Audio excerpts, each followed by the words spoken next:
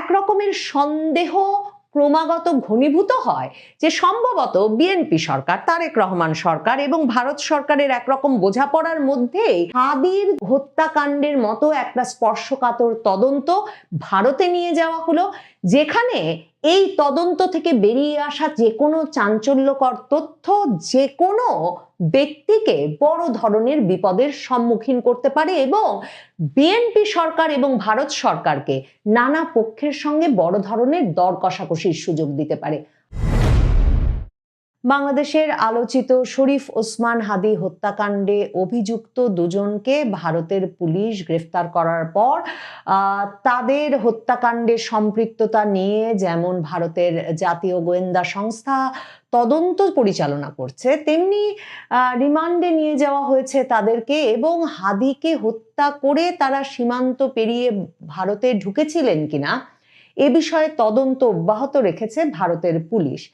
ভারতের আদালতে হাজিরা দিয়েছে এরই মধ্যে ফয়সাল করিম এবং তার সহযোগী হিসেবে গ্রেফতার হওয়া আলমগীর, এবং তারা আদালতে হাজিরা দিতে যাওয়ার সময় সাংবাদিকদের ব্যাপক ভিড়ের মধ্যে যখন সাংবাদিকরা তাদেরকে একের পর এক প্রশ্ন করছিলেন যে তারা হাদি হত্যাকাণ্ডের সঙ্গে জড়িত কিনা, তারা এই অপরাধ করেছেন কিনা, তখন সরাসরি এই ফয়সাল এবং আলমগীর নিজেদেরকে সাংবাদিকদের সামনে নির্দোষ দাবি করেছেন।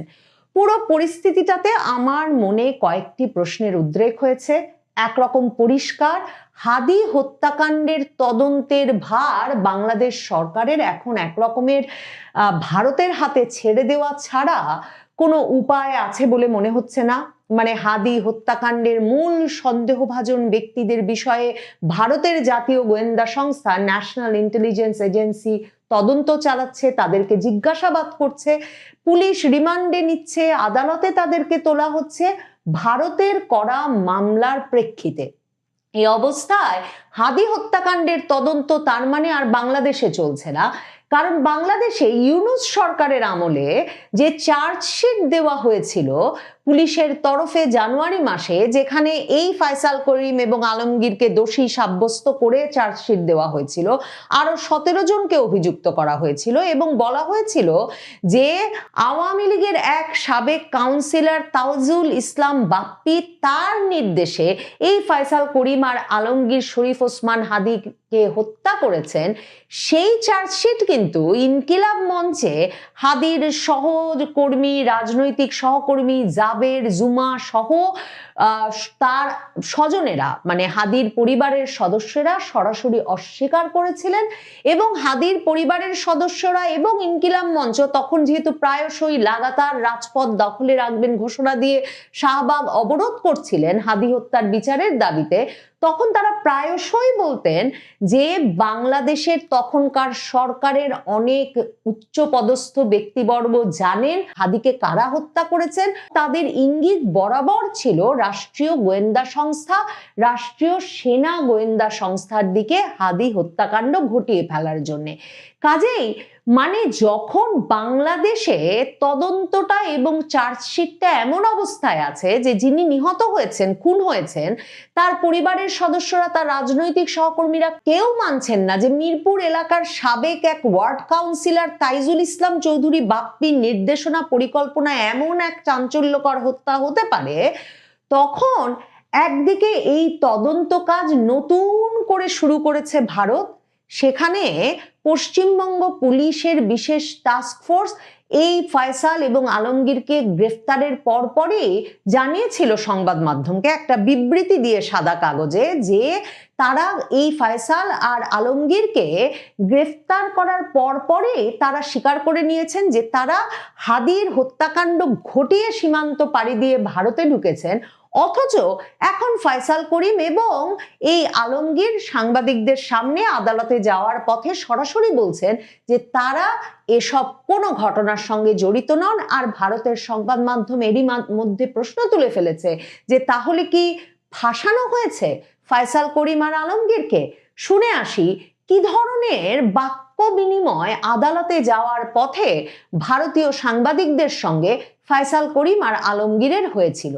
এই কাজ করে তুমি ফাঁসানো হয়েছে? নো, আমি এই কাজই করি, এই ধরনের কোনো কাজে আমি ছিলাম না। ছিলে না? No. কিন্তু বাংলাদেশ ফাঁসাচ্ছে কারা? ফাঁসাচ্ছে কি যুদ্ধ? ফাঁসাচ্ছে কারা দাদা? তোমার ফাঁসাচ্ছে কারা? ফাঁসাচ্ছে কারা? আমি জানি না। তাহলে তুমি পালালে কেন? ফয়সাল কার কথাতে হাদিকে হত্যা করা হয়েছিল ফয়সাল? কে কে কে বলেছিল? তার মানে এখন যে শুধুমাত্র এই তদন্তের ভার ভারতের হাতে চলে গেছে এবং অনেক চাঞ্চল্যকর তথ্য বেরিয়ে আসতে পারে, কারণ আমি আপনাদের বলছিলাম হাদির ঘনিষ্ঠ জনেরাই তৎকালীন ইউনূস সরকারের উপদেষ্টাদের অনেকের দিকে আঙুল তুলেছেন। গত কিছুদিনে নানা তরফে এ কথা পরিষ্কারভাবে বলা হয়েছে। মানে ধরেন উপদেষ্টাদের একজন ব্রিগেডিয়ার সাখাওয়াত বলেছেন যে উপদেষ্টাদের মধ্যে কেউ কেউ নির্বাচন পেছানোর জন্য কিচেন ক্যাবিনেট পরিচালনা করতেন।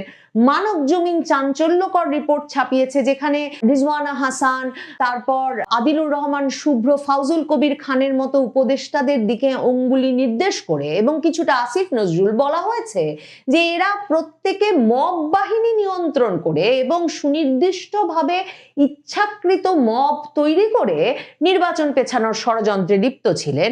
সেসব জায়গায় এই ইঙ্গিত দেওয়া হয়েছে যে হাদির হত্যাকাণ্ড এবং হত্যাকাণ্ড পরবর্তী যে প্রতিক্রিয়া, প্রথম আলো, ডেইলি স্টারে আগুন দেওয়া সহ সেসব ঘটনার পেছনে ইউনূস সরকারের কোনো কোনো উপদেষ্টা সরাসরি জড়িত থাকতে পারেন। এই সব সন্দেহ তখন একদিকে ভারতে চলে গেছে সম্পূর্ণত এই তদন্তের ভার অনানুষ্ঠানিকভাবে। ভারতেই মূল অভিযুক্তরা আছেন, তাদের জিজ্ঞাসাবাদ চলছে, তদন্ত চলছে হাদি হত্যাকাণ্ডের।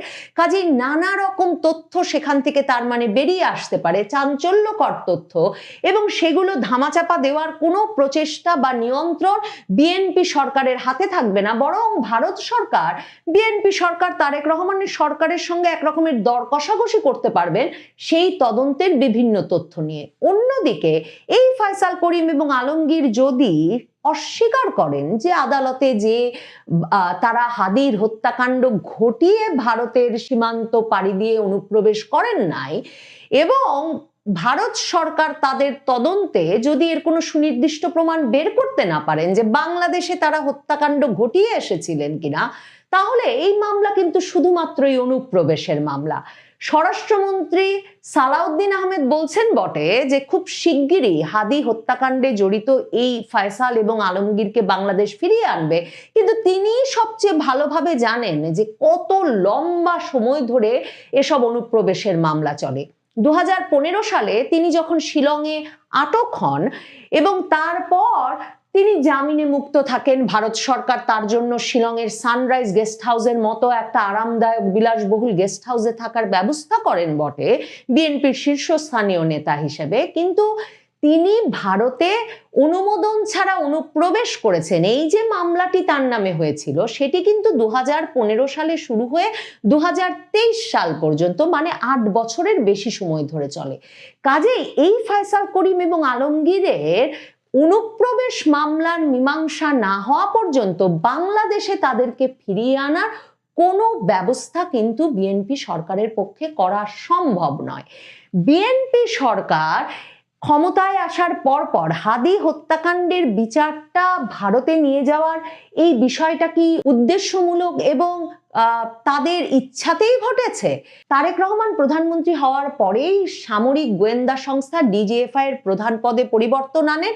বলছিলাম যে এর আগে সেনা গোয়েন্দারাই হাদি হত্যাকাণ্ড ঘটিয়েছে কিনা এই নিয়ে জল্পনা তুঙ্গে ছিল। তারেক রহমান এসে মেজর জেনারেল কায়সার রশিদ চৌধুরীকে ডিজিএফআই প্রধান হিসেবে নিয়োগ দেওয়ার পরপরই তিনি ভারতে দিল্লিতে যান এবং সেখানে গিয়ে রয়ের প্রধান এবং ভারতের মিলিটারি ইন্টেলিজেন্স ইউনিট, ভারতের সেনা গোয়েন্দা সংস্থার প্রধানের সঙ্গে সাক্ষাৎ করে আসেন।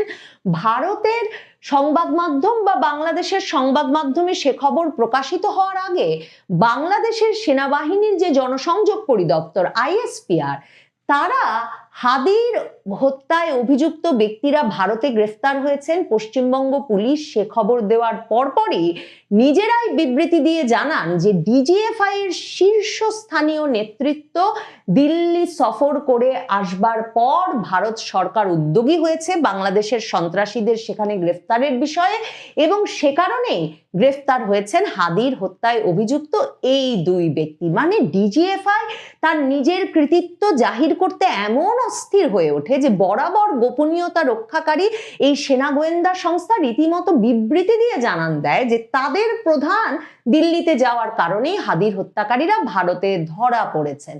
এবং তারপর ভারতের সংবাদ মাধ্যম সয়লাভ হয়ে যায় এই খবরে যে বাংলাদেশের সেনা গোয়েন্দা সংস্থার নতুন প্রধান মেজর জেনারেল কায়সার রশিদ চৌধুরী দায়িত্ব নেওয়ার পরপরই স্বাস্থ্য পরীক্ষা করতে ভারতে যাচ্ছেন চিকিৎসা নিতে এমন কথা বলে আনুষ্ঠানিকভাবে দিল্লি গেছেন এবং গিয়ে ভারতের গোয়েন্দা প্রধান প্রধান এবং ভারতের সেনা গোয়েন্দা সংস্থার প্রধানের সঙ্গে সাক্ষাৎ করে এসেছেন।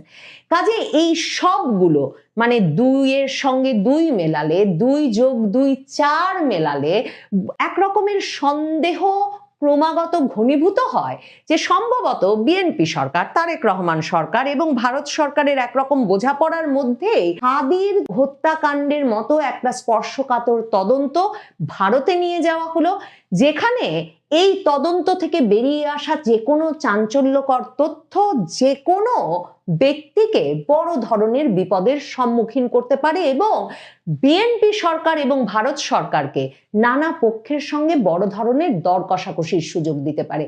আরো স্পষ্ট হলো এই বিষয়টি যে একদিকে যেমন হাদির হত্যার তদন্ত পুরোপুরি ভারতের নিয়ন্ত্রণে চলে গেছে, ঠিক তেমনি ভাবে আপাতত সরকার কূটনৈতিক চ্যানেল, গোয়েন্দা চ্যানেল সহ যত চ্যানেলের কথাই বলুক না কেন আনুষ্ঠানিকভাবে, সরকারের সকল শীর্ষ নেতৃবৃন্দ জানেন যে কিছুতেই হাদি হত্যার দায়ে অভিযুক্ত এই ফয়সাল কিংবা আলমগীরকে আপাতত